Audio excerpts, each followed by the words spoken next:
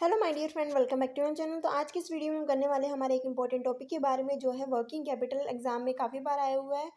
तो working capital होती क्या है? Working capital is the name given to the difference between the current assets and the current liability. यानी कि जितने भी हमारे करंट एसेट्स होते हैं और जो भी हमारी करंट लाइबिलिटी होती है, इनके बीच का डिफरेंस।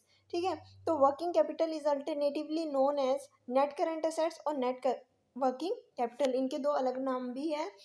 अब हम बात करते हैं gross working capital. Gross working capital is the total of the current assets. ठीक है।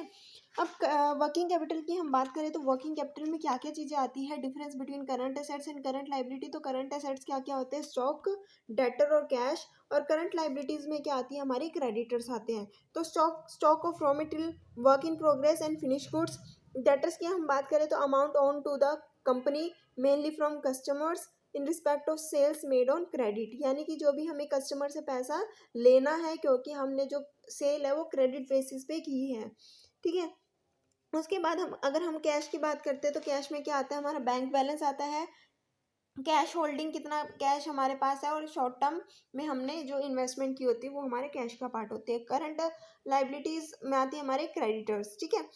तो अगर हम क्या करते हैं, हमारे एग्जाम्पल के तौर पे दिया हुआ है कि करंट एसेट्स में हमारे स्टॉक है, डेटर्स है, कैश है, इनका टोटल आता है हमारा 67,05,000। उसके बाद आते हैं हमारे करंट लाइबिलिटीज में जो है हमारे क्रेडिटर्स 17,05,000। इन दोनों का डिफरेंस जो आएगा हमारा, वो क्या आएगा? नेट वर्किंग कैपिटल, जो क्या है 15 लाख। ठीक है। तो इसके अंदर हम कुछ इंपॉर्टेंट पॉइंट निकाल के लाते हैं। वो क्या क्या है? There are stock but a company need stock if it is to run its business. यानी कि कंपनी को स्टॉक की रिक्वायरमेंट क्यों होती है? ताकि वो अपना बिजनेस जो है वो कॉन्टिन्यूस बेसिस पे रन कर सके। ठीक है। स्टॉक होगा तभी तो वो कुछ सेल या परचेज करेगी। जब स्टॉक ही नहीं है तो बिजनेस किस तरीके से रन किया जाएगा? There are debtors but that is just a consequences of making credit sale. Debtor है, डेटर का मतलब क्या है? कंपनी ने क्रेडिट पे उधार में कुछ सामान बेचा है। ठीक है, जिसका पैसा भी आना है। उसके बाद आता है there does not seem to be much cash available, so may be the company should be considering taking a loan और increasing capital to create a cash buffer. अब हो सकता है कि कंपनी के पास इतना कैश नहीं है। ठीक है। अब कैश की रिक्वायरमेंट को फुलफिल करने के लिए कंपनी क्या करती है? लोन लेती है। ठीक है। ताकि वो अपनी जो कैपिटल है उसको बढ़ा सके, अपनी कंपनी में कैश को जनरेट कर सके। तो there are creditors but may be they have scope to be extended further. हमारे यहाँ पे क्या है? क्रेडिटर्स है, लगता है ये आगे और बढ़ाए जा सकते हैं। ठीक है। क्रेडिटर कौन होते हैं? जिसको हमें पैसा पे करना है, जिससे हमने पैसा लिया है। ठीक है।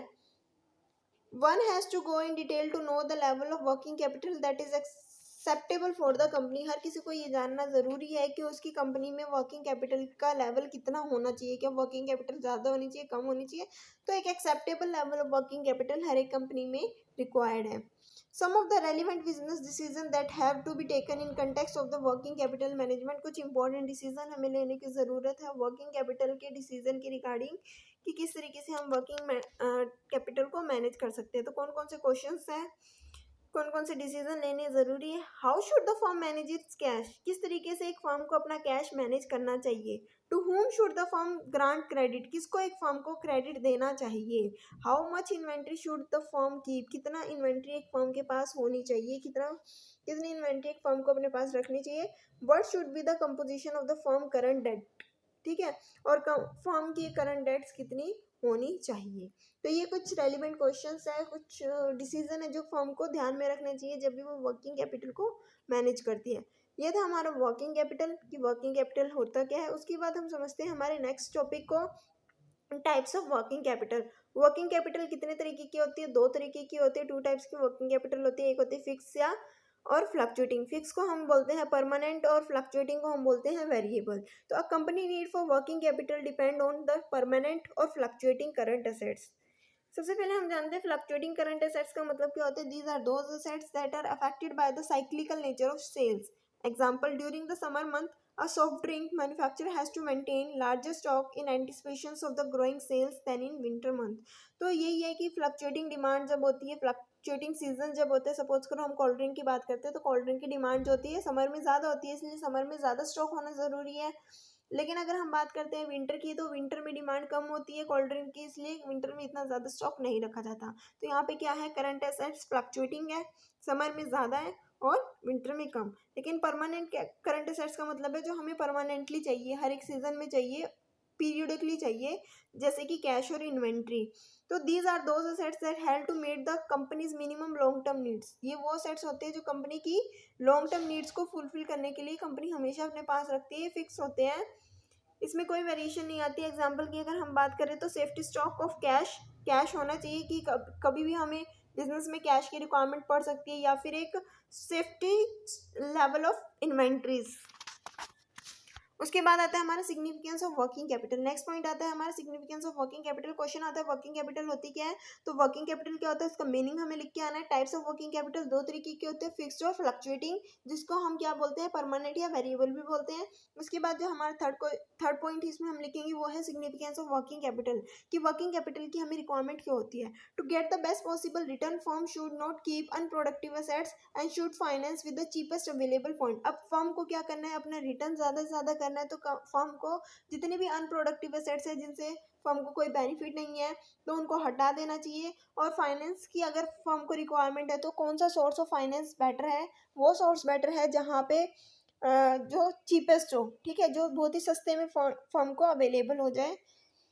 It is advantages for the firm to invest in short term assets and to finance with short term liability, यानी कि ये बहुत ज़्यादा एडवांटेजेस होगा फर्म के लिए कि वो शॉर्ट टर्म के अंदर इन्वेस्ट करे, ठीक है।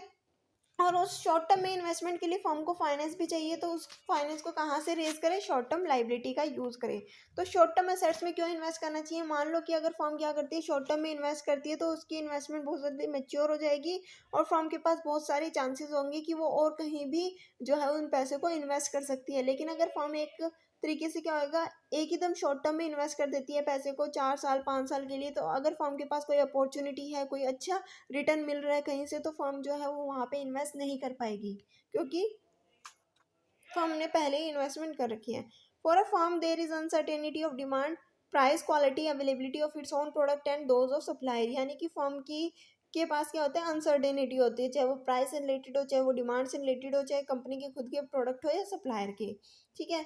तो there are transaction cost of purchasing and selling goods, तो या तो हम कंपनी क्या कर रही है, गुड्स को परचेज कर रही है, ठीक है, या फिर क्या कर रही है, सेल कर रही है, तो कंपनी की क्या आती है, ट्रांजेक्शन कॉस्ट अगर होती है। So firm has limitations on production capacity and technology that it can use, तो फर्म के पास क्या होती है, जो भी प्रोडक्शन कैपेसिटी होती है या फिर जो टेक्नोलॉजी होती है वो लिमिटेड होती है, ऐसा नहीं है कि जितनी भी डिमांड होगी वो फुलफिल हो जाएगी। उसके बाद आते हैं there are fix as well as variable cost associated with producing the goods. जब भी हम किसी भी गुड्स या सर्विसेज को प्रोड्यूस करते हैं तो दो तरह की कॉस्ट जो है उसके साथ जुड़ी होती है, फर्स्ट है वेरिएबल कॉस्ट और सेकंड है fix cost. The strategy using working capital account are the ways firm can address many of the problem that result from the imperfect and constraint world in which they deal, यानी कि firm जो होता है, कोई भी एक business जो है ऐसी कंडीशन में काम कर रहा है जहाँ पे कोई भी सर्टेनिटी नहीं है, अनसर्टेन बिजनेस इन्वायरमेंट है, ठीक है, तो उस केस में एक फर्म को कुछ ऐसी स्ट्रेटेजी का यूज़ करना चाहिए जो क्या है, बेस्ट फिट हो, ठीक है, कि किस तरीके से उसको अपनी वर्किंग कैपिटल अकाउंट को मेंटेन करना चाहिए, क्या स्ट्रेटेजी यूज़ करनी चाहिए। In addition to its use as a mean of handling uncertainty, the management of working capital play an important role in maintaining the financial health of the firm during normal course of business, कि एक working capital structure तो बनाना ही बनाना है, in case कोई भी uncertainty arise होती है तो उसको हैंडल किया जा सके। इसके साथ साथ ये भी कहा गया है कि फर्म के पास एक optimum level of cash available होना चाहिए, फर्म की जो फाइनेंशियल पोजीशन है वो सही होनी चाहिए नॉर्मल बिजनेस करते वक्त भी। तो ये था आज का हमारा क्वेश्चन जिसमें हमने पढ़ा वर्किंग कैपिटल का मीनिंग, टाइप और सिग्निफिकेंस, क्यों वर्किंग कैपिटल रिक्वायरमेंट ज़रूरी है। वीडियो अच्छी लगी तो लाइक शेयर सब्सक्राइब करना मत भूलना। नेक्स्ट वीडियो में हम करेंगे हमारा नेक्स्ट क्वेश्चन जो है factors influencing working capital requirement. Thanks for watching.